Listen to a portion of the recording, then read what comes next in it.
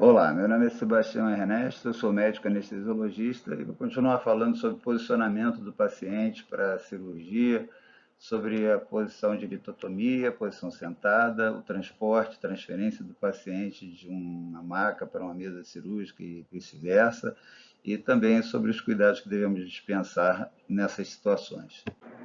A posição de litotomia é muito importante, muito usada em situações de cirurgia de períneo, cirurgia de hemorroidas, cirurgias ginecológicas baixas, cirurgia envolvendo a parte urológica também, RTU de próstata, entre outras situações.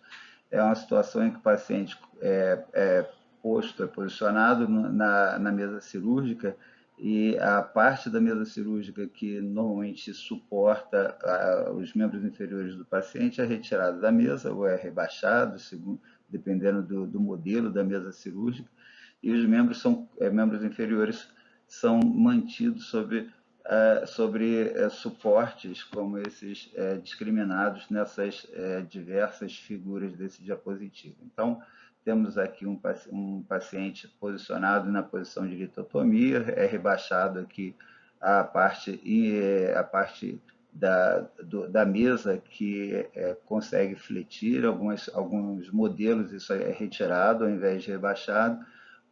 A nádega do paciente normalmente é colocado no bordo dessa parte que ficou ainda horizontal, plana da mesa cirúrgica, e os membros são então apoiados nesses modelos de suporte de membros inferiores.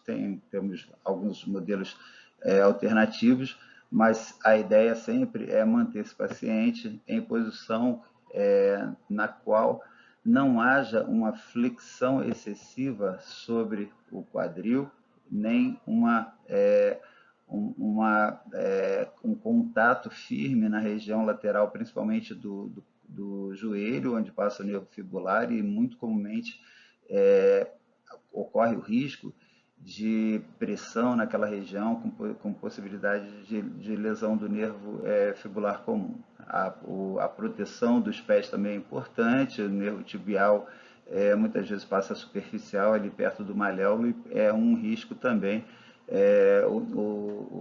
o risco de lesar estruturas nervosas, tanto no maléolo medial quanto no maléolo lateral, pela exposição, pela proeminência óssea que se encontra ali, o risco de contato com superfície dura pode levar à lesão ali. Então, é sempre importante evitar o contato do paciente com a parte metálica da mesa cirúrgica.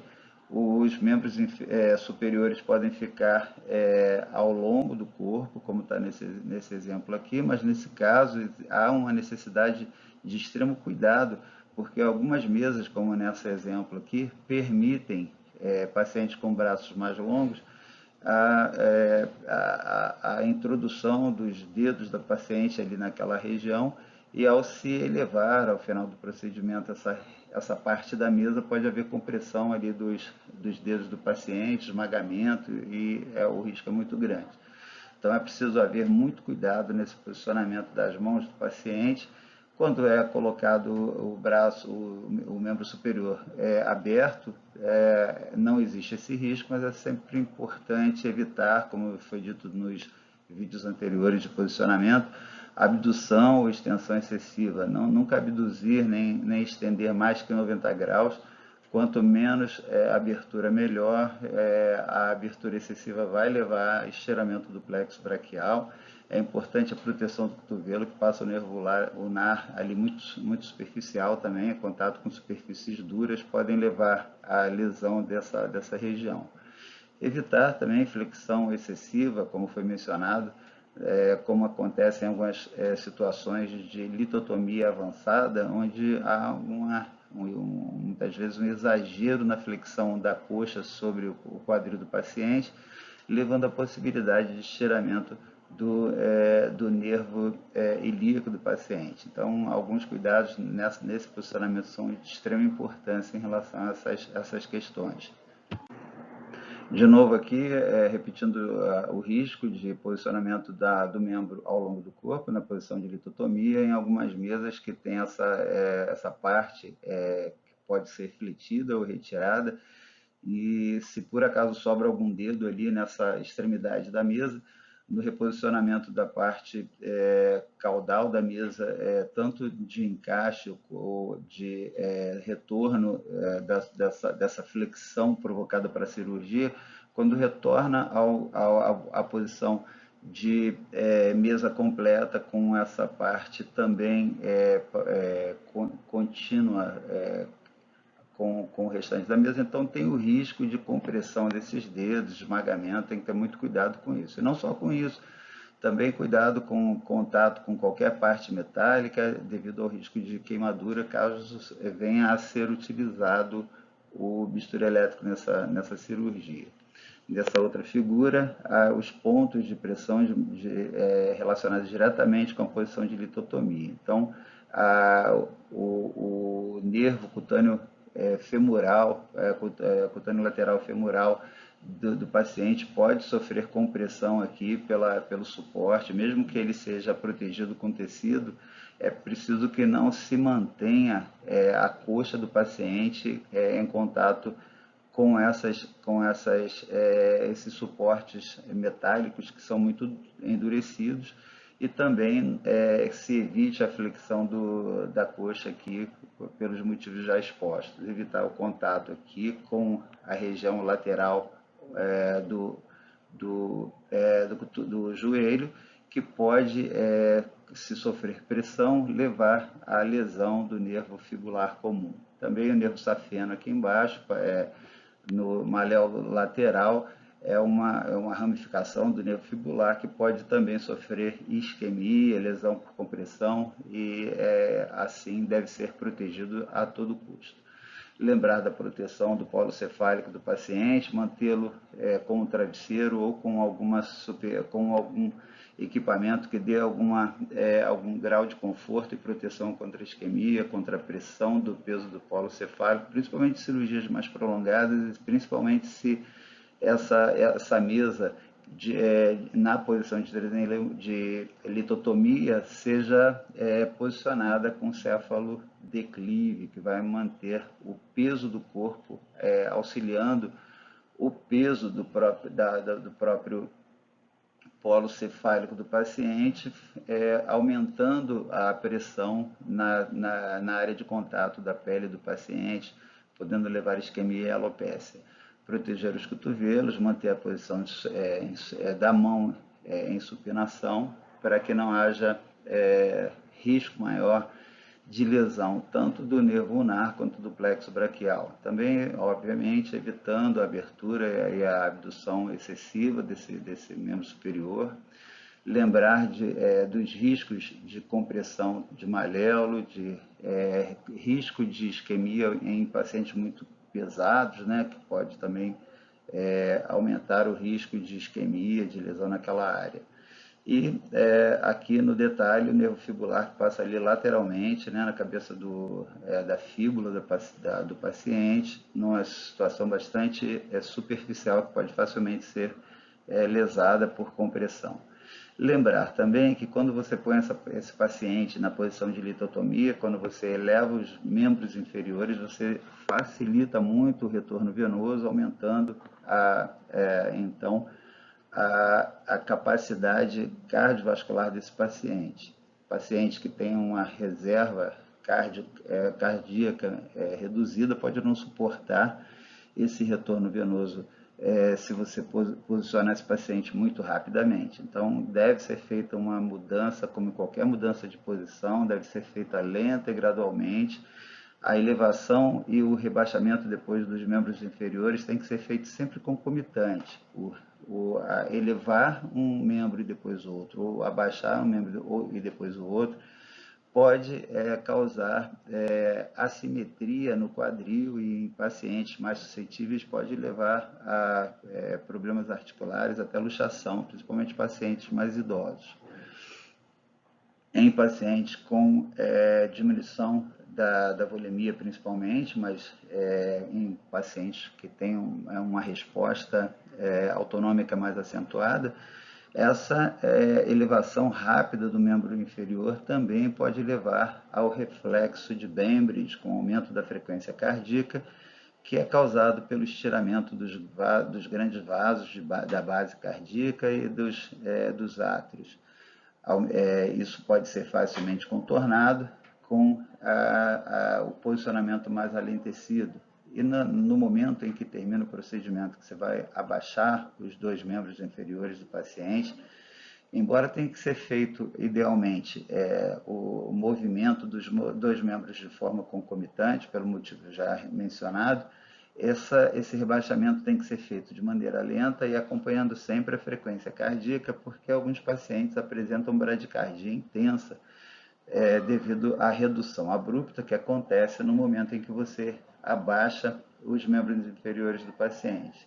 Isso faz diminuir rapidamente o retorno venoso para o coração direito, o que vai causar uma diminuição rápida do estiramento de grandes vasos e de átrios, levando à resposta conhecida pelo reflexo de Bizold-Jarisch. Isso aí pode ser muito intenso em alguns pacientes e é muito importante que, após essa mudança de posicionamento dos membros inferiores, não se distraia e não se libere esse paciente de maneira muito rápida, esperando se vai haver ou não alguma resposta hemodinâmica importante nesse paciente. Então é sempre importante, vai baixar a perna do paciente, principalmente em pacientes mais idosos, principalmente em procedimentos muito demorados, mas não só nesses casos, é muito importante a gente estar com aquela atropina ali bem preparadinha, porque o risco de bradicardia é bastante grande, e em alguns pacientes essa bradicardia é bastante intensa. A posição de litotomia avançada, com um certo exagero na flexão da região lombar, leva a alguns riscos, um deles já mencionado, que é a extensão o estiramento do nervo ciático. Então, o nervo ciático, passando na região posterior do glúteo e coxa, pode sofrer estiramento nessa posição e levar à lesão devido a isso. Mas não só isso, esses pacientes também vão sofrer compressão e estiramento do nervo obturador devido a essa flexão exagerada, e isso pode também causar problemas no pós-operatório, causar dor, causar alterações mecânicas, motoras, alterações motoras nesses pacientes, e isso deve ser tratado com muito cuidado. Muitas vezes é interessante, em alguns posicionamentos, você tentar posicionar o paciente antes de ele receber a anestesia para ver se ele vai suportar bem aquela posição. Dor importante na articulação ou rigidez articular são sinais de que você tem que respeitar o limite do paciente, e depois que fizer a anestesia não pode exagerar nesse posicionamento, que isso pode levar a comprometimento articular, neurológico, isso pode trazer problemas sérios no pós-operatório. Esse tipo de suporte aqui, ele é um outro problema, porque ele não distribui, como nesse suporte, a pressão exercida pelo apoio. Há uma pequena região apenas de contato e a pressão vai ser mais localizada, e isso causa um risco maior de lesão. É muito importante nesses posicionamentos que os membros inferiores, ou no caso de outros posicionamentos onde é o membro superior que vai ser posicionado, tentar levar a uma extensão máxima possível do contato do apoio com o membro que está sendo apoiado. O posicionamento do paciente sentado é um outro posicionamento que leva a uma série de preocupações e riscos. Além dos riscos causados por fatores mecânicos, as alterações hemodinâmicas, alterações fisiológicas que ocorrem, são de grande importância. Em relação à parte mecânica, a parte dos riscos mecânicos, então, é importante que nos preocupemos com a proteção do polo cefálico, uma vez que esse paciente, com elevação do dorso, mantendo esse paciente sentado, a mobilização do polo cefálico pode levar, naqueles pacientes com anestesia geral, a lesão cervical, dor muscular. Então, quando possível, se a cirurgia assim o permitir, algumas cirurgias são realizadas com o paciente sentado, mas há necessidade de rotação do polo cefálico, como algumas neurocirurgias. Então, o paciente sentado, ele é operado, é um posicionamento que é utilizado para cirurgia de ombro, cirurgia de fossa posterior, entre outros. No paciente que é possível, o ideal é manter o polo cefálico com alinhamento com toda a coluna do paciente, alinhar a coluna cervical, torácica, lombar, para que não haja nenhuma lesão, nenhuma dor no pós-operatório desse paciente. Proteger os olhos do paciente é de extrema importância, uma vez que o acesso à parte anterior da face do paciente muitas vezes é dificultado pelo procedimento que vai ser realizado. Então, é importante a proteção dos olhos, manter a cabeça do paciente fixa à mesa ou a suportes como nessa primeira figura, onde há a utilização do suporte do polo cefálico para a realização da cirurgia. Então, essa proteção é muito importante, proteger também o paciente, principalmente pacientes mais pesados, contra lesão por pressão na região sacral. Pacientes muito obesos podem, principalmente cirurgias mais prolongadas, sair daqui com uma isquemia importante, até necrose daquela região. Proteger, no caso do paciente que vai ser submetido à cirurgia de ombro, desse membro superior, o membro superior contralateral, aquele que não vai ser operado, vai ter que ser mantido em posição segura, neutra, sem extensão, sem abdução importante, sem flexão importante, normalmente mantido sob algum tipo de apoio, alguma braçadeira, como demonstrado nessa figura ou nessa outra aqui, onde o paciente tem então esse suporte. É importante que haja proteção da região do cotovelo do paciente contra pressões que possam acontecer sobre o nervo ulnar e manter também o apoio do braço numa posição tal que o braço não fique pendurado, exercendo tração sobre o ombro do paciente, que pode gerar muita dor no pós-operatório também. A utilização dessa flexão dos joelhos é sempre bem-vinda, diminui a tensão na região lombar, diminui a pressão de contato dos calcanhares do paciente, o que em geral pode causar muita dor. Então, essa flexão diminui esse risco de dor nos calcanhares e é importante, então, que se tenha todos esses cuidados. Sempre que for colocar o paciente na posição sentada, é muito importante que esse posicionamento, principalmente se for sob anestesia geral, o paciente já está anestesiado, é importante que esse posicionamento seja feito de uma maneira muito lenta. Elevar esse dorso de uma maneira muito rápida pode levar a uma queda de pressão súbita, já que esse paciente, devido à anestesia geral, vai ter menos capacidade autonômica de se adaptar à redução progressiva do retorno venoso que vai acontecer devido a essa elevação.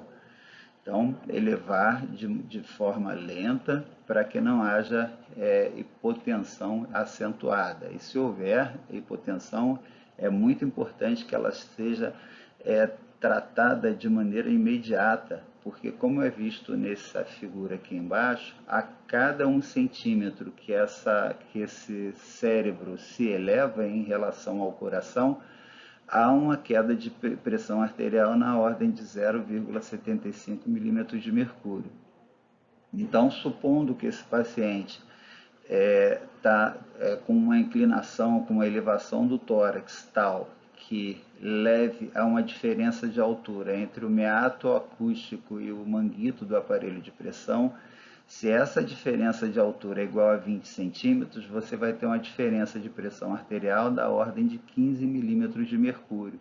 Se você tem, por exemplo, uma pressão aferida aqui nesse braço, nessa altura, nessa posição de 65 milímetros de mercúrio, lá no encéfalo do paciente, a pressão arterial craniana a pressão arterial cerebral é de 50 milímetros de mercúrio. Então, essa é uma diferença extremamente perigosa e é importante que se mantenha essa pressão arterial, então, em valores que compensem essa altitude relativa do cérebro do paciente. Então, a pressão arterial cerebral do paciente, ela vai estar sempre abaixo da pressão arterial aferida nesse manguito. Tanto é que em pacientes que estão submetidos à neurocirurgia ou a qualquer tipo de cirurgia que tenha necessidade de aferição de pressão arterial invasiva, é importante que o domus do aparelho de pressão invasiva fique na altura do meato acústico do paciente, para ter então a mensuração da pressão arterial a nível de encéfalo. Essa é uma condição muito importante. É sempre importante também nesses pacientes que vão ser operados sentados que se utilize a cinta de proteção contra a queda. Se a cirurgia é de ombro, a cirurgia é de polo cefálico, se é possível colocar uma cinta a nível da cintura do paciente que seja utilizada para gerar proteção contra a queda nesse paciente. Então, já falei da proteção dos olhos, que é importante. O paciente, em geral, fica com o polo cefálico encoberto e temos pouco acesso, então a proteção prévia é de fundamental importância. E também evitar pressão contra as regiões laterais dos joelhos, onde passa o nervo fibular, que pode então ser lesado facilmente com compressão contra superfícies rígidas.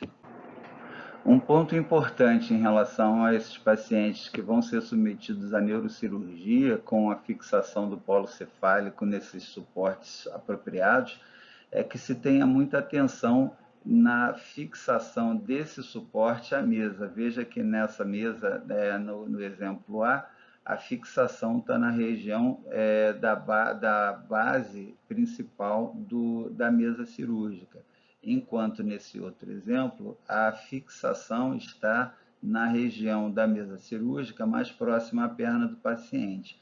Isso é de extremo perigo, porque se esse paciente apresenta uma das complicações que a posição sentada pode oferecer, uma das mais temidas, que é a embolia aérea, uma das condutas a ser realizadas, se acontece a embolia aérea, é a interrupção da cirurgia com rebaixamento imediato do polo cefálico do paciente.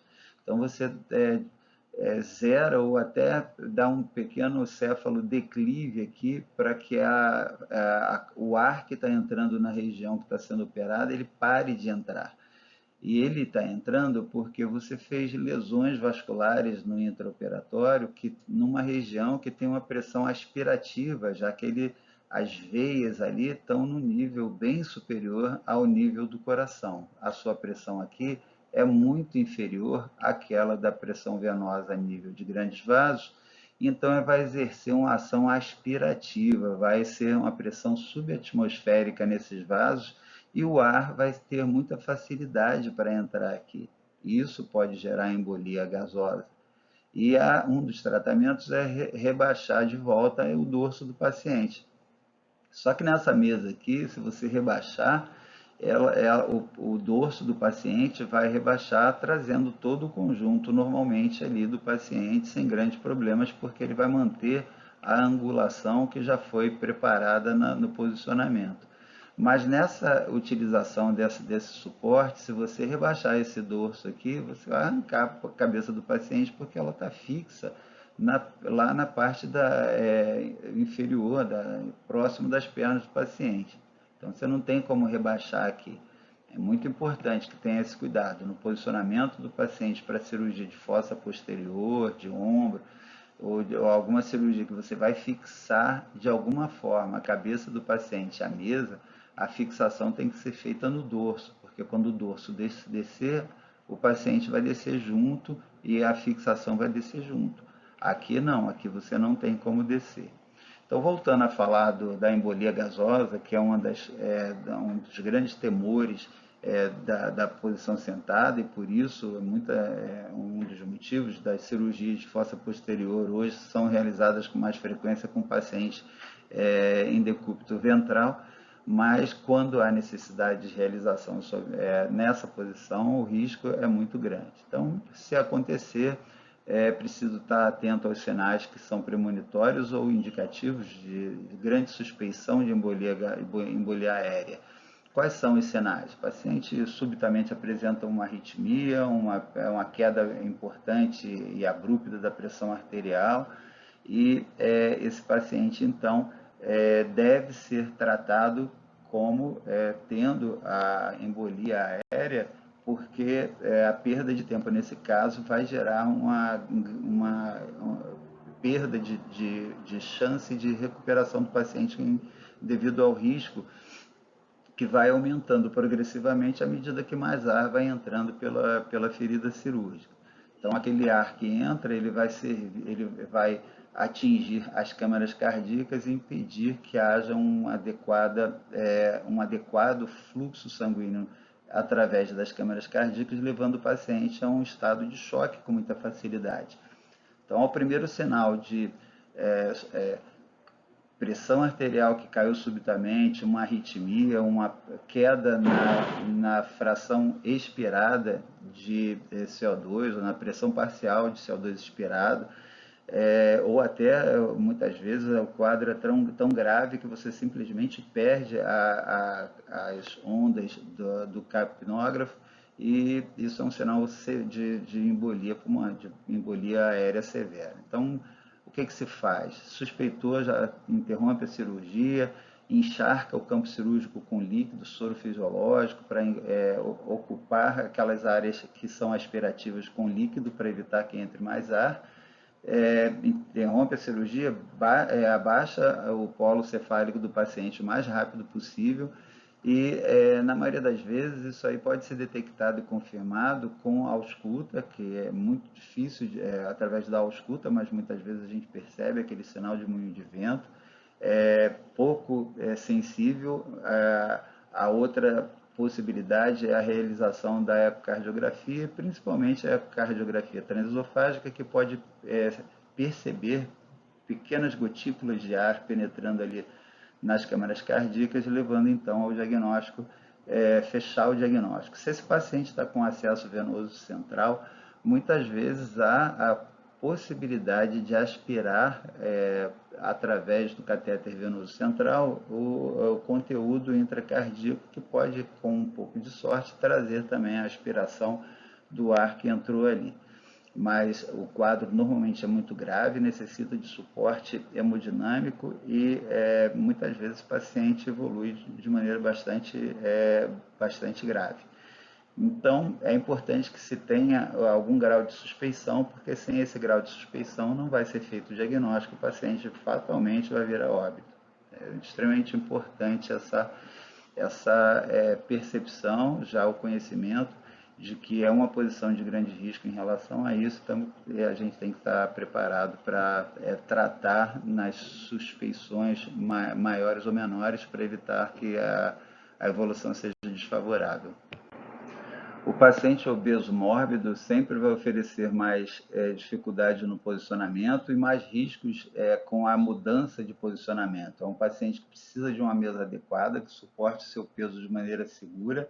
É importante que essa mesa tenha uma base bem dimensionada, porque muitas vezes a alteração da posição da mesa para céfalo-declive, céfalo-aclive ou lateral, muitas vezes essa mesa pode tombar com o peso do paciente. Então, tem que ser uma mesa adequada, reforçada, com o centro de apoio da mesa de maneira bem dimensionada e estruturada. O paciente obeso sempre vai aumentar o risco de disfunção cardíaca, e no intraoperatório isso pode ser exacerbado pelo posicionamento. Então, paciente que você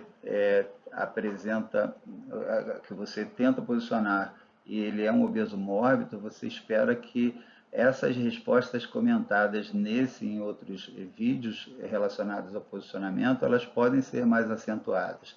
O paciente vai tender a apresentar uma maior resposta nos casos de diminuição da volemia, o paciente que vai apresentar uma hipotensão com mais facilidade, um paciente que vai apresentar alteração de frequência com mais facilidade, uma bradicardia mais intensa naquele paciente que você eleva, que você abaixa as pernas dele no final da cirurgia numa posição de litotomia, o paciente grande obeso vai tender a apresentar isso aí com mais intensidade e vice-versa, né? Se você eleva os membros de maneira muito abrupta, você pode ter um retorno venoso muito acentuado, e se ele tem uma reserva cardíaca pequena, ele pode não tolerar isso com facilidade.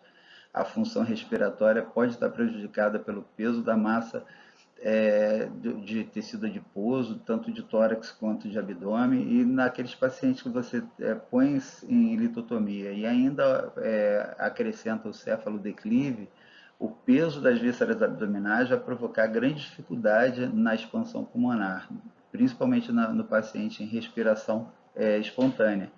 E no paciente em respiração mecânica, a monitorização do CO2 expirado, assim como a saturação, vão ser de extrema importância tanto na adequação da ventilação desse paciente, mas também para avaliar a sua tolerância a essas alterações de posicionamento. O retorno venoso nesse paciente pode estar reduzido pela compressão da veia cava, que sofre a ação mecânica das vísceras abdominais, o peso do tecido celular subcutâneo e todo aquele tecido adiposo do abdômen do paciente. É importante ter muita atenção na mudança de posicionamento, na transferência de maca para mesa, de mesa para maca. Esses pacientes sofrem lesão de pele com muito mais facilidade devido à dificuldade de se arrastar esse paciente ou de se elevar esse paciente para transferência de mesa para maca, etc. E então é importante que se prepare esse paciente de maneira adequada e que se evite fricção acentuada, as mudanças de posicionamento que levam à possibilidade de deslizamento do paciente, por menor que seja, vai gerar lesão de pele com muito mais facilidade. É uma pele que está sofrendo já pela pressão do peso do paciente sobre a mesa cirúrgica, já sofre uma isquemia pela lesão, pela compressão da microcirculação. E se você ainda desliza esse paciente com fricção no deslocamento dele de um lugar para o outro, essa lesão de pele vai ser muito mais facilitada. É importante sempre ter estratégia segura de transferência desse paciente, dos posicionamentos, a quantidade adequada de profissionais no auxílio da transferência, na mudança de posição, sempre observando os pontos de contato de pele com pele do próprio paciente. Muitas vezes a região do braço do paciente contra o seu tórax, se você põe o paciente, por exemplo, na posição com os braços ao longo do corpo, o próprio posicionamento de aproximação do braço com o tórax, com aquela grande massa de tecido adiposo, pode gerar, por exemplo, uma isquemia de membro superior por compressão das estruturas vasculares axilares, por exemplo.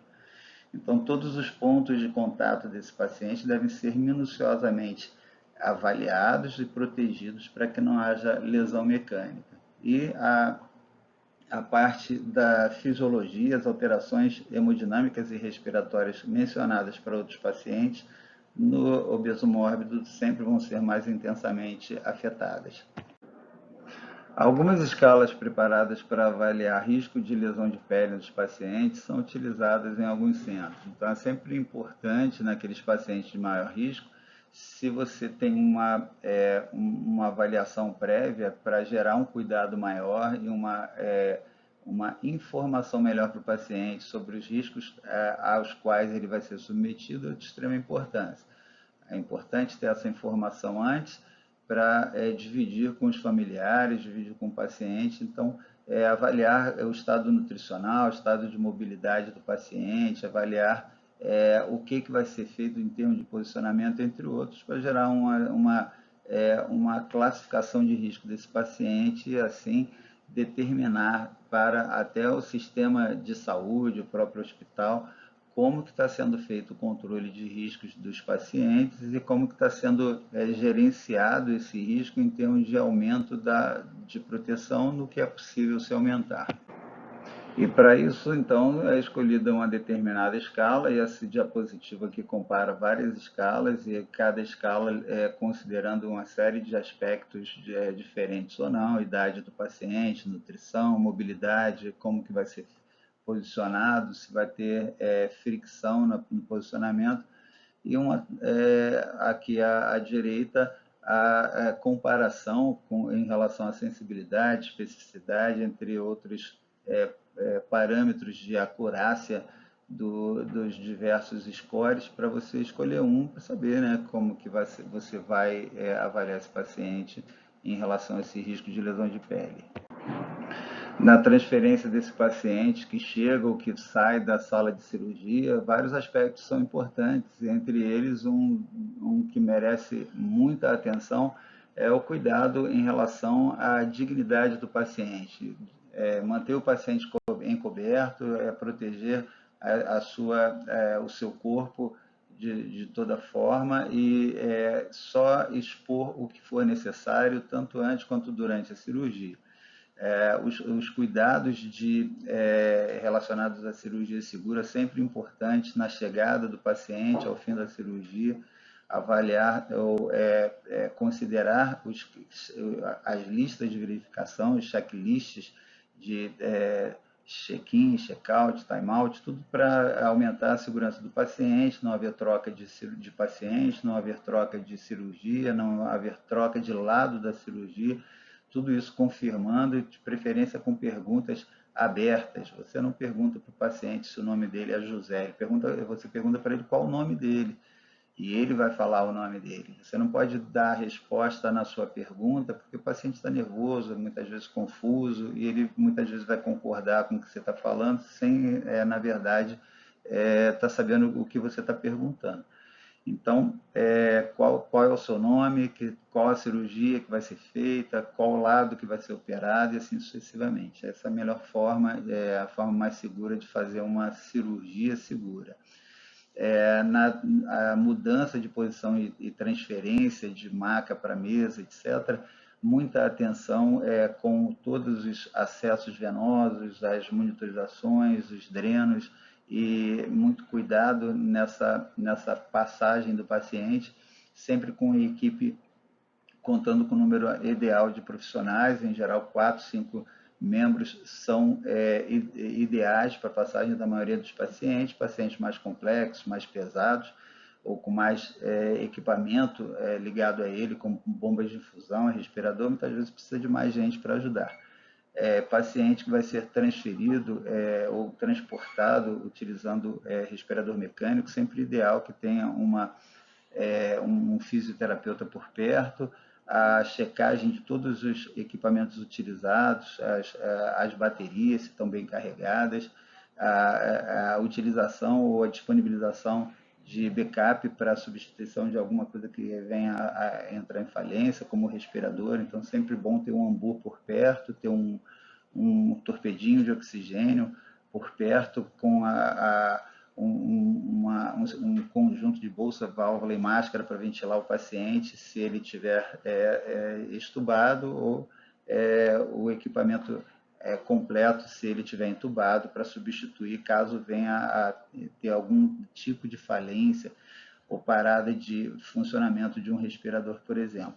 Sempre nos pacientes mais graves é interessante levar o conjunto de drogas de suporte para as várias possibilidades de alterações hemodinâmicas, sempre na passagem do paciente de uma maca ou mesa para outra ou vice-versa, a observância sempre de que o destino e o local de partida do paciente estejam fixos, tudo travado, freado, mesa travada, a maca com o freio acionado, para que não haja separação ou afastamento desses equipamentos no momento de passagem do paciente, que pode vir a cair, sofrer queda, etc. Então, evitar lesão sempre que possível, utilizar esses equipamentos de transferência que servem para o paciente deslizar ali em cima sem haver fricção e evitar lesão de pele, abrasão e assim sucessivamente. Sempre que receber o paciente para transferência ou sempre que for entregar esse paciente em outro setor, muito importante obter informações relacionadas à história clínica do paciente, à história cirúrgica e eventuais intercorrências e cuidados especiais que sejam planejados para esse paciente. Nesse diapositivo, várias demonstrações de figuras, fotos, imagens que mostram formas corretas de passagem do paciente. Então, temos no primeiro aqui, à esquerda, paciente que está aparentemente acordado, que ele pode passar sozinho, então não precisa de tanta gente para ajudar na transferência do paciente, se não tiver nenhuma limitação por alguma lesão prévia ou por alguma anestesia que o paciente tenha sido submetido. Se o paciente está acordado, ele pode passar sozinho, mas sempre com um membro da equipe de cada lado do trajeto que esse paciente vai passar de um lugar para outro. Então, um profissional de cada lado, de preferência um na cabeceira para orientar, e o paciente passa sozinho. Se o paciente não está acordado, tem alguma limitação, tem fratura, então a utilização de transfer com ou sem lençol para facilitar a passagem do paciente. Se ele não consegue mobilizar a perna sozinho, é bom que tenha alguém, além dessas 3 pessoas, uma de cada lado e uma na cabeceira, que tenha alguém aqui no lado dos pés do paciente para transferir o paciente em bloco, que é a forma mais segura de transferência de paciente de um lado para o outro. Aqui está sendo feito isso de maneira correta, são 4 pessoas, uma na cabeceira, uma nos pés, uma de cada lado, e a transferência do paciente. Sempre que esse paciente for posto no local no destino dele para ser transportado, ou de onde ele veio transportado, sempre que possível manter uma cinta de segurança contra a queda nesse paciente. E tudo isso é muito necessário, mas não protege o profissional se ele não tiver feito a anotação, o registro de todos os cuidados que ele tomou para valorizar e proteger a conduta contra possíveis reclamações. Aqui algumas fontes utilizadas na confecção desse e dos outros vídeos relacionados a posicionamento. Espero que tenham gostado do conteúdo. Muito obrigado pela companhia. Um grande abraço.